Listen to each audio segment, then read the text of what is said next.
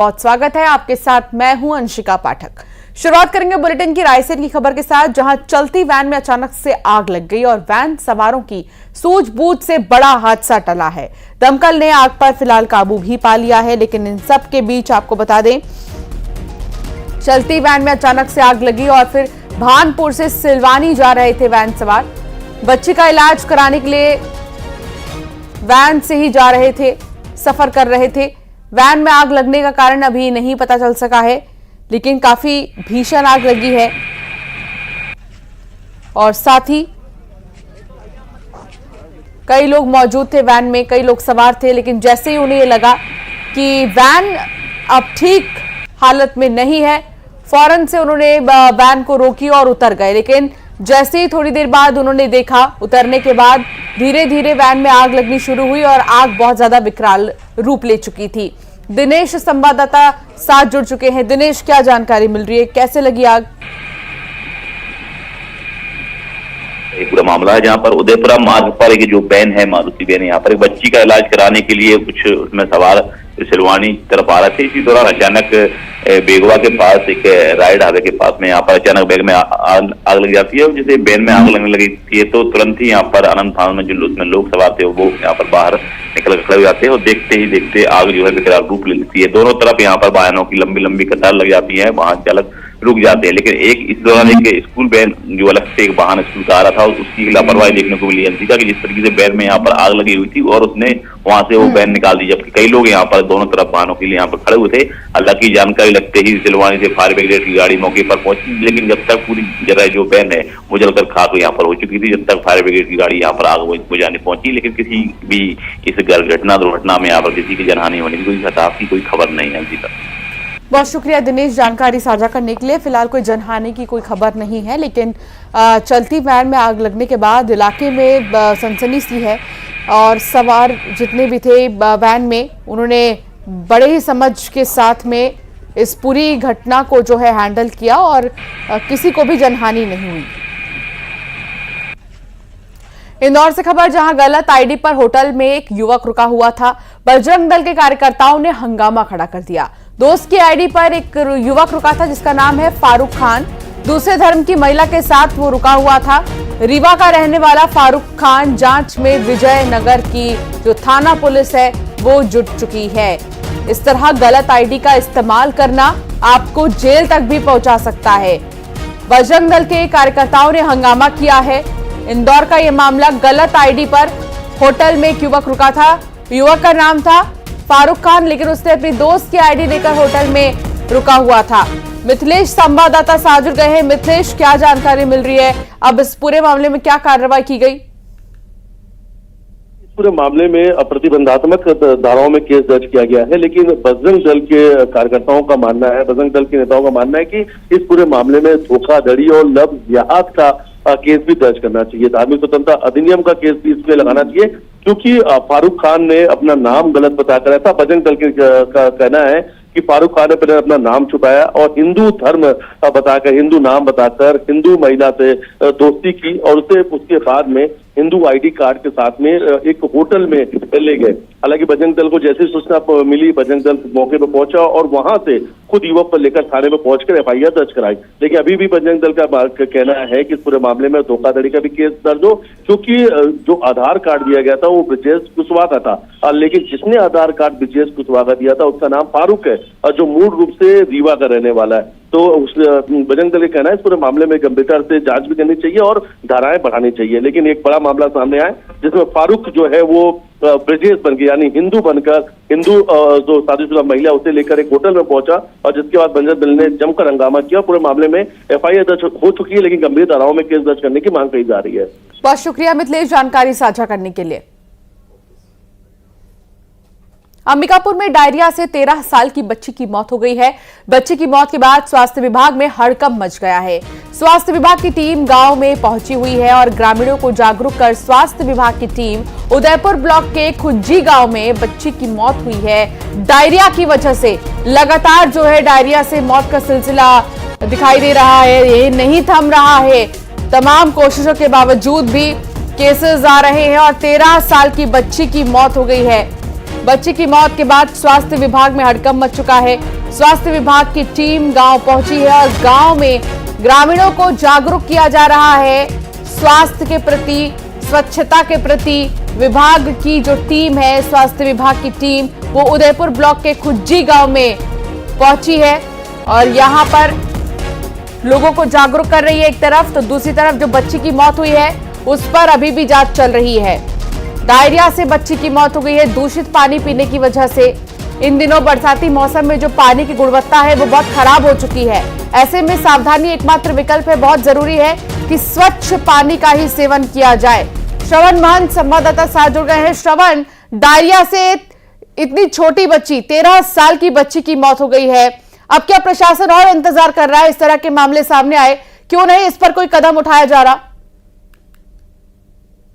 देखिए, स्वास्थ्य विभाग बच्ची की मौत के बाद अलर्ट हो गया है और गांव में पहुंच चुका है। गांव ये उदयपुर ब्लॉक के खुज्जी गांव का मामला था, जहां पर जो 13 साल की जो बच्ची है उसकी डायरिया से मौत हो गई है और बताया जा रहा है कि जो बच्ची है वो जंगली भाजी खाने की वजह से इसकी तबीयत बिगड़ी थी और जिसके वजह से उसको उल्टी और दस्त होने लगा था और इसके वजह से जो है उसकी मौत हो गई है। हालांकि जो परिवार वाले हैं वो इसको अस्पताल तक जरूर लेके गए थे, लेकिन अस्पताल पहुंचने के बाद जो है बच्ची ने दम तोड़ दिया है। जिस तरह से बरसात का मौसम है और लगातार जो है ग्रामीण इलाकों में सब्जी का सेवन करने के लिए जंगल के जो सब्जियां हैं जैसे पुट्टू हो गया, भाजी हो गया, उनका सेवन करते हैं और अधिकतर मामले में ये देखा जाता है कि जो सब्जियां हैं वो विषाक्त निकलती हैं और जिसके वजह से इस तरह से जो मामले हैं वो सामने आते हैं। तो जिस तरह से मामला सामने के आने के बाद जो है स्वास्थ्य विभाग में हड़कंप मचा हुआ है और इसके साथ ही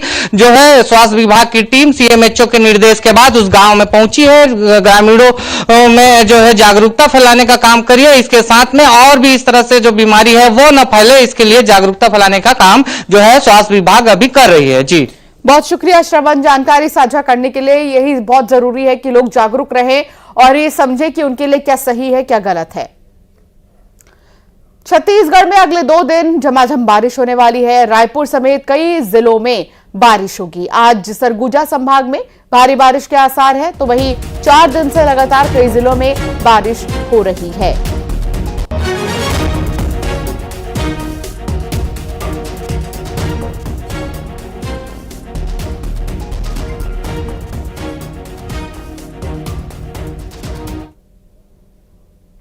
तो वहीं बलौदाबाजार में पलारी विकासखंड के छेरकाडीह गांव में बच्चों का स्कूल जाना मुश्किल हो गया है।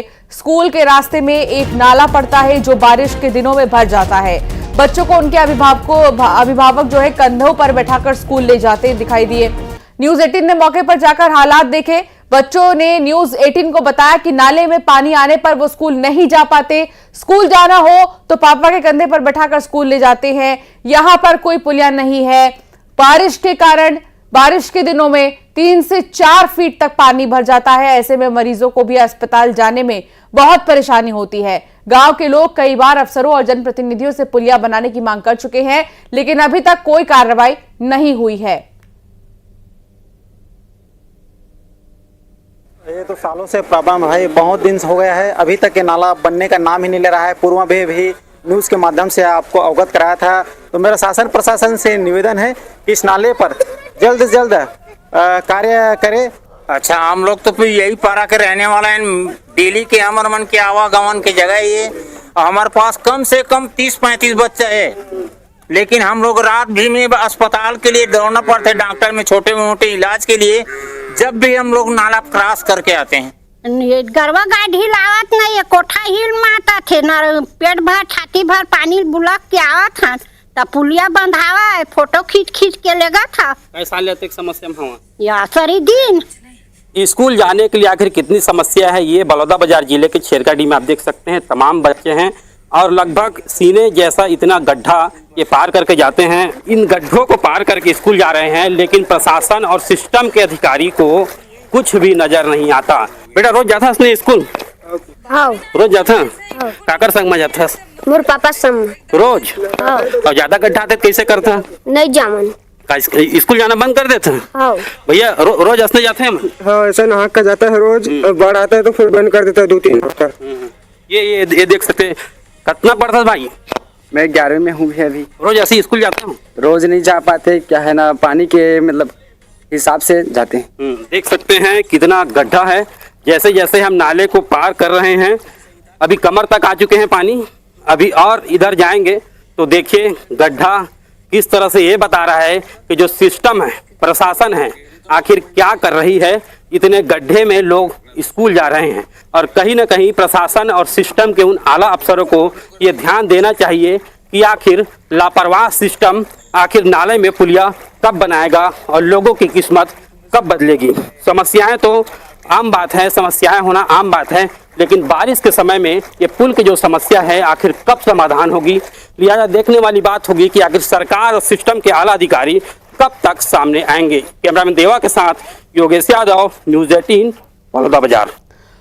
तो देखिए कैसे लोग परेशान हो रहे हैं, अभिभावक बहुत ज्यादा परेशान हो रहे हैं, बच्चों को कंधों पर बैठाकर वो लेकर जा रहे हैं स्कूल तक। योगेश हमारे साथ जुड़ चुके हैं। योगेश, आपकी रिपोर्ट हमने देखी, अभी दर्शकों ने भी देखी, कैसे जो बच्चे हैं वो परेशान हो रहे हैं। पुल नहीं होने की वजह से स्कूल तक जाना भी बहुत मुश्किल हो रहा है। क्या अब रिपोर्ट दिखाने के बाद या वहां पर आपने जब लोगों से बातचीत की, मामले को संज्ञान में लिया गया? जी बिल्कुल, आपको बता दें कि बारिश आती है तो समस्याएं होना आम सी बात है, लेकिन ये गंभीर समस्या है जब बच्चे स्कूल पार करते हैं 3 से 4 फीट पानी में। वहीं बच्चे ही नहीं, यहाँ पर रहने वाली महिला गर्भवती, हमने महिलाओं से भी बातचीत, उन्होंने कहा कि महिला गर्भवती और तमाम जिनको स्वास्थ्य सेवा का सुविधाओं का लाभ लेना है, यहाँ तक कि मातारी एक्सप्रेस और 108 जैसे एम्बुलेंस हुआ यहाँ पर नहीं पहुंच पाती। जाहिर सी बात है कि आज सुबह ही हमने उस गांव में पहुंचा और हमने खुद एक बच्चे को अपने कंधे पर बिठाकर हम वहां ले जाएं, तब हमको पता चला कि वाकई में 3 से 4 फीट पानी वहां पर रहता है। ये यहाँ पर पानी कम हो गया है, लेकिन कुछ दिन पहले अगर बारिश और होगी तो पानी और बढ़ जाएगा। जब भी बारिश आती है तब भी ऐसी समस्या होती है। गांव के लोगों, उस मोहल्ले में रहने वाले लगभग 40 से 45 परिवार, लगभग 150 लोग मीडिया को देखकर भी चिल्लाते हैं कि आखिर खबर बहुत बनती है लेकिन किसी भी तरह की यहाँ पुलिया नहीं बन पाती। जाहिर सी बात है कि सिस्टम में बैठे, प्रशासन में बैठे लोगों को देखना चाहिए, सोचना चाहिए आखिर किसके लिए वो बने हैं और किनकी उनको सेवा करनी चाहिए, ताकि लोगों को अपनी समस्या का समाधान करना होगा। आपको बता दें कि लगातार ये समस्या इन लोगों की हो रही है। बीते दिनों की बात है कि स्कूली बच्चे वहां पर बह गए थे, ऐसा गांव के लोगों ने बताया, लेकिन उनके पालकों द्वारा बच्चों को ले जाया जाता है। और हमने एक बच्चे से बातचीत की तो उनका कहना था कि स्कूल हम जाते हैं और अगर स्कूल पिताजी रहते हैं तो हम स्कूल जाते हैं और अगर पिताजी नहीं रहते तो हम स्कूल नहीं जा पाते। जाहिर सी बात है, प्राथमिक कक्षा में पढ़ने वाले बच्चों की ज्यादातर आमतौर पर जो हाइट होती है लगभग 4 फीट से लगभग होती है या 3 फीट होती है। अगर वो बच्चे अगर उस नाले को पार करेंगे तो जाहिर सी बात है बह जाएगी। इसीलिए जो पालक हैं, उनके बड़े भाई हैं या तो रिश्तेदार हैं, उनके कंधे पर बैठ के बच्चे स्कूल आते हैं। ग्रामीणों की अरसों से मांग है, वर्षों से मांग है कि यहाँ पर पुलिया बनना चाहिए, लेकिन अब तक पुलिया नहीं बन पाया, ये एक बड़ा कारण है। वहीं आपको बता दें कि इस पूरे मामले पर आला अधिकारी से हमने बात करने की कोशिश की तो बस सांत्वना ही मिल पाया, लेकिन इस बारिश के बाद ये पुलिया आखिर दूसरे बारिश के इंतजार कर रही है और दूसरी बार भी क्या लोगों को समस्या झेलनी पड़ेगी। बिल्कुल, और अगर समस्याएं नहीं सुनी जाएंगी तो इसी तरह बच्चे और अभिभावक परेशान होते रहेंगे, आम लोगों को भी बहुत ज्यादा परेशानी होगी। जैसा कि आप बता रहे थे, गर्भवती महिलाओं के लिए बहुत बड़ी समस्या हो जाती है क्योंकि वो पहुंच नहीं पाती है शहर तक, पुलिया नहीं होने की वजह से। बहुत शुक्रिया जानकारी साझा करने के लिए। आगे बढ़ेंगे खबरों में और बात करेंगे सूरजपुर की, जहां मरीज को कावड़ में एम्बुलेंस तक ले जाने का वीडियो सामने आया है और साथ ही गांव में सड़क और पुलिया नहीं होने से मौके पर एम्बुलेंस नहीं पहुंच सकी है। देखिए कैसे एक कावड़ यात्रा जो निकाली जाती है, इस तरीके से एक मरीज को जो है पहुंचाया गया है एम्बुलेंस तक। वरुण संवाददाता साथ जुड़ गए हैं। वरुण, क्या वजह है जो व्यवस्थाओं का अभाव है यहाँ पर? सूरजपुर जिला है और ये केवल अभी की बात नहीं है, हर बारिश में ही ये तस्वीरें इस तरह की सामने आती है और उसके बाद प्रशासनिक दावे भी होते हैं, लेकिन ये दावे इस बारिश के मौसम में खुलते नजर आ जाते हैं। जहां लगातार जो ग्रामीण इलाके के कई ऐसे पारा है जहां आज भी पुल पुलिया और सड़क का अभाव है। नतीजा ये होता है कि जो गंभीर मरीज होते हैं, चाहे वो गर्भवती महिलाएं हों, बच्चे हों, गंभीर हो जाते हैं तो उन्हें ले जाने के लिए कभी घाट पर सिस्टम नजर आ जाता है तो कभी कांवड़, ऐसी कई तस्वीरें सामने आ जाती है और कई बार सही समय पर एम्बुलेंस नहीं पहुंच पाने से स्थिति और भी भयावह होती है। लेकिन प्रशासनिक दावे होते हैं, लेकिन स्थिति जस की तस बनी हुई। बारिश से पूर्व जब दावे किए जाते हैं अधिकारियों के कि लगातार जो इस तरह के इलाके हैं, अंदरूनी क्षेत्र हैं या दूरस्थ इलाके हैं, वहाँ व्यवस्था कर ली गई है सुगम मार्ग हो या पुल पुलिया की, लेकिन वो हालात फिलहाल यहाँ बारिश के मौसम में नजर नहीं आ रहे हैं, जिसका नतीजा ये है कि आज फिर यही तस्वीर नजर आई और गंभीर जो मरीज महिला थी उसे किसी तरह से तो अस्पताल तक पहुंचा दिया गया, जिनकी स्थिति अभी भी गंभीर बनी हुई है, इलाज जारी है। जी बहुत शुक्रिया वरुण जानकारी साझा करने के लिए। और अब खबर कवर्धा से है। यहाँ सरकारी स्कूल में दिन के भोजन की हालत बहुत ज्यादा खराब है। स्कूल के पास न भवन है न गैस है, खुले में जंगल की लकड़ी से खाना बन रहा है। यहाँ भगवान भरोसे खाने की व्यवस्था चल रही है और स्कूल की हालत देखने सुनने वाले कोई नहीं है। पंडरिया ब्लॉक के बाह पानी मिडिल स्कूल का ये मामला है। देखिए कि क्या व्यवस्था है स्कूल की। कवर्धा से खबर है। यहाँ सरकारी स्कूल की हालत, जहां भोजन तक बनाने के लिए जगह नहीं है। हम इस वक्त मौजूद है वनांचल के बाहपानी पंचायत अंतर्गत भल्ली नंदर गांव में। यहाँ मिडिल स्कूल संचालित होता है। आप देख सकते हैं कि वहाँ जो रसोई का काम है वो खुले में हो रहा है और यहाँ पे रसोई घर नहीं बने। आप देख सकते हैं कि बाहर में ही जो रसोई बनाने का काम होता है और यहाँ गैस सिलेंडर जो सुविधा मिलती है, बात कही जाती है कि पंचायतों के माध्यम से शिक्षा विभाग के द्वारा दी जाती है, लेकिन आप देख सकते हैं कि यहाँ पे चूल्हे में खाना बनाया जाता है और यहीं से बच्चों को खिलाया जाता है। अभी बारिश का मौसम है और बारिश के मौसम में आप देख सकते हैं किस तरह से भोजन व्यवस्था होगी। काफ़ी तकलीफ और परेशानियों के बीच जो है यहाँ पे रसोइये भोजन तैयार करते हैं। और सबसे खास बात यह है कि पानी की भी यहाँ पे समस्या बता रहे हैं कि अभी भी ये झीरे का पानी ही पीते हैं। पानी का कोई सोर्स मौजूद नहीं है, ना ही नलकूप है ना और हैंडपम्प की सुविधा इनके गाँव में नहीं है और रसोई को लेकर भी खासा परेशानियों का सामना इनको करना पड़ रहा है। खुले में जो है गाँव के लोग जो रसोइये हैं वो भोजन तैयार करते हैं। मनीष मिश्रा, न्यूज़ 18 कवर्धा, छत्तीसगढ़। मनीष संवाददाता साथ जुड़ गए हैं। मनीष, एक ऐसा स्कूल जहां पर किचन ही नहीं है बच्चों को खाना बनाने के लिए, तो पढ़ाई तो बहुत दूर की बात। ना भवन है ढंग का, ना छत है यहाँ पर ढंग की, कुछ भी नहीं है। क्या कोई है भी सुनने वाला? हाँ बिल्कुल, जिस तरह की तस्वीरें सामने आई हैं उससे लेकर तो यही कहा जा सकता है कि जी जो तमाम दावे शिक्षा विभाग स्कूल खुलने से पहले नए सत्र की शुरुआत से पहले पूरी तैयारी को जो दावा करते थे वो उसकी पूरी पोल खुलती नजर आ रही है। शिक्षा व्यवस्था पूरी तरह से बदहाल है। इससे पहले भी जर्जर स्कूलों की मरम्मत के नाम पर जो खाना पूर्ति की गई थी और अब अभी स्थिति में क्या है वो देखने को मिल रहा था। और सबसे बड़ी बात जो मध्याह्न भोजन है जो स्कूल, मिडिल स्कूल, प्राथमिक स्कूल में संचालित किए जाते हैं, उसका संचालन किस तरह से होता है, खासकर वनांचल क्षेत्र में ये साफ तौर पर देखा जा सकता है कि रसोइये जो है खुले में बच्चों के लिए भोजन बना रहे हैं और वहाँ ना तो उनके लिए कोई गैस चूल्हे की व्यवस्था है, ना ही कोई रसोई के लिए उचित व्यवस्था की गई है जहाँ पे भोजन बना सके। और सूखे मौसम में तो जैसे तैसे का काम चल जाता था, लेकिन बारिश के मौसम में खुले में बच्चों के लिए भोजन बनाना कितनी बड़ी चुनौती होगी ये आप समझ सकते हैं। और हमने ऐसी बाहपानी मिडिल स्कूल का जायजा लिया था जहाँ पे खुले में रसोई भोजन बनाते जा रहा था। जैसी बारिश शुरू हुई, जल्दबाजी में और जो सामान है वो समेटते नजर आया। तो ऐसे ही वनांचल के दूसरे स्कूलों का भी यही हाल है कि कहीं पे दाल पत्ती लगाकर भोजन बनाया जा रहा है, तो कहीं खुले में भोजन बनाया जा रहा है, तो कहीं पे वैकल्पिक व्यवस्था करके भोजन पकाकर जो है बच्चों को खिलाने का प्रयास किया जा रहा है। लेकिन इन सब चीजों को लेकर ना ही जिला प्रशासन के द्वारा कोई ध्यान दिया गया है, ना ही शिक्षा विभाग जिसके ऊपर ये पूरी जिम्मेदारी है तो वो बच्चों को शिक्षा के साथ साथ जो मध्याह्न भोजन की है वो व्यवस्था दे पाए। लेकिन इसमें सब मामलों में जो है शिक्षा विभाग पूरी तरह से फेल नजर आ रहा है और जो भी दावे होते हैं वो कागजों में होते हैं, जो भी तैयारी होती है वो कागजों में होती है, साफ तौर पर देखने को मिला है। बिल्कुल, और जो वादे किए जाते हैं वो सिर्फ कागजों तक ही रह जाते हैं, इसको देखकर ही अंदाजा लगाया जा रहा है। बहुत शुक्रिया जानकारी साझा करने के लिए। छत्तीसगढ़ विधानसभा के मानसून सत्र का आज चौथा दिन है। प्रश्नकाल में कृषि, आवास, पर्यावरण, वाणिज्य कर विभागों के सवाल होंगे। सदन में आज 4 ध्यान आकर्षण प्रस्ताव आएंगे। CGMSC से हुई दवा और उपकरणों की खरीद का मुद्दा उठेगा। बीजेपी विधायक धर्मलाल कौशिक जो है गड़बड़ी का मामला उठाएंगे। बांगो परियोजना में नहर निर्माण शुरू नहीं होने पर भी चर्चा होगी और कांग्रेस के विधायक उमेश पटेल ध्यान आकर्षित करेंगे।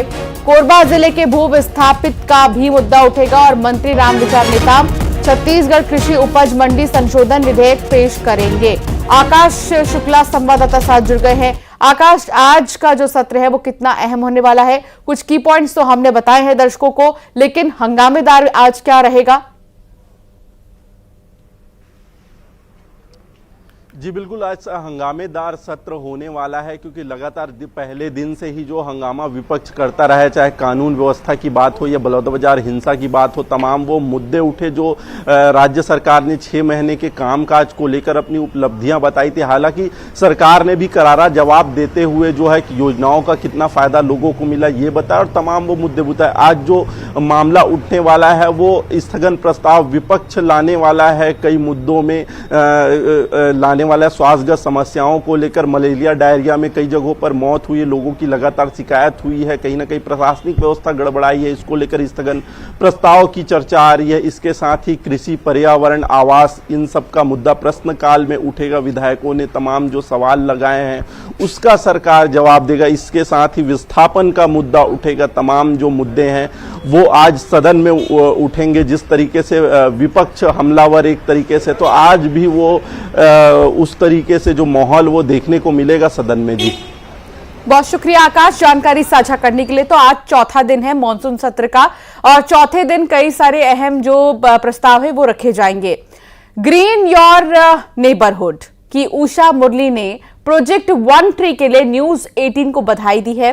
उन्होंने कहा कि हम सिर्फ पौधे नहीं लगाने हैं हमें, बल्कि उन पौधों का पोषण भी करना है। उन्होंने लोगों से अपने माता पिता, बच्चों और दूसरे प्यारे लोगों के नाम पर पौधे लगाने की अपील की है।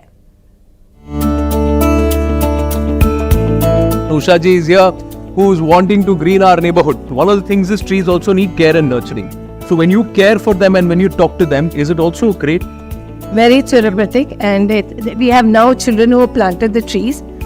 Asking the parents that they want to visit it every day and see how is it growing. Children are the best ambassadors, so we got a lot of children involved, and we told parents, plant 1 tree, each one plant 1, nurture 1. The whole idea is you got to nurture. It's not enough planting trees, and plant in the name of your children, plant in the name of your parents, or in the memory of some loved ones, or an important date. You know, there's an emotional connect, and then look after. Even tag it, put your name, and visit it every day. So it's not about planting trees, it is about looking after the trees and adopt trees. So we're saying be a tree parent or but here it's not just beneficial for the tree, it's also beneficial for us, sir. Very much.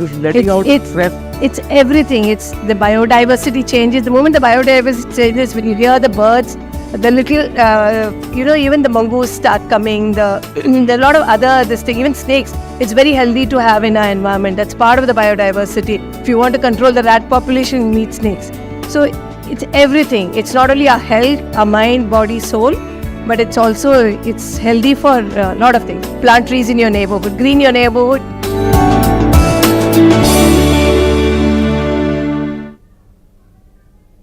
और bulletin में फिलहाल इतना ही।